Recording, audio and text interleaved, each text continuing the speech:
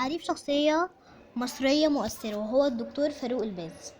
ولد في 2 يناير 1938 في مدينة الزقازيق، وهو عالم مصري أمريكي عمل في وكالة ناسا للمساعدة في التخطيط لاستكشاف الجيولوجيا للقمر.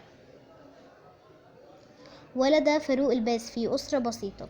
حصل على شهادة البكالوريوس من كلية العلوم كيمياء وجيولوجيا عام 1958 ميلادي، جامعة عين شمس بمصر. حصل على شهادة الماجستير في الجيولوجيا عام 1961 من معهد علم المعادن بحكم طبيعته المتدينة.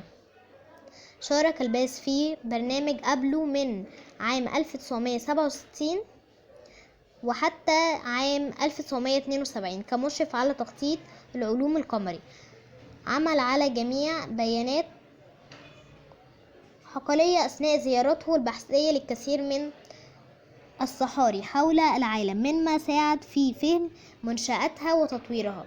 قدم الدكتور الباز خدماته لمسك رأسه كمستشار العلوم للرئيس المصري الراحل أنور السادات من عام 1978 وحتى عام 1981.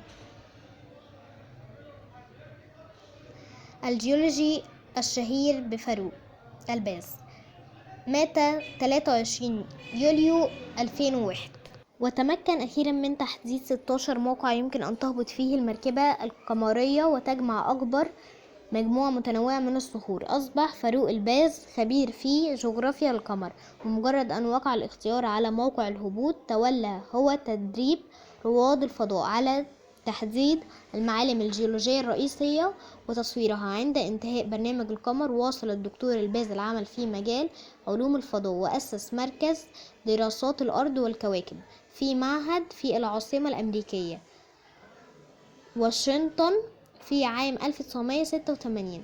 أصبح مدير مركز الاستشعار عن بعد في جامعة بوسطن، وهو يجري أبحاثا حول سبل استخدام تكنولوجيا الفضاء في مجال علم الآثار.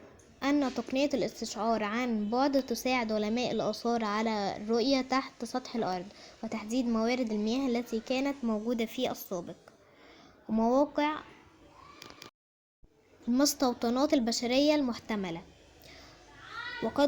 وقد نكون وصلنا إلى آخر تعريف الدكتور فاروق الباز، فقدمتها لكم الطالبة يمنى رفعت تحت إشراف ميس جيهان الفاضلة.